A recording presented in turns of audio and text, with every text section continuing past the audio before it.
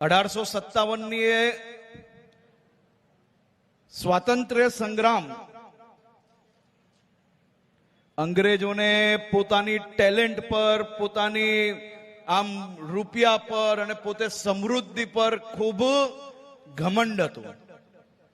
અને અમારા આદિવાસી યુવાનોને તીર કામઠાથી અને ગોરીલા યુદ્ધથી આ અંગ્રેજોનો ઘમંડ ચકનાચૂર કરવાનું કાર્ય કોઈ કર્યું હોય તો એ આપણા આદિવાસી ભાઈઓએ કરેલું.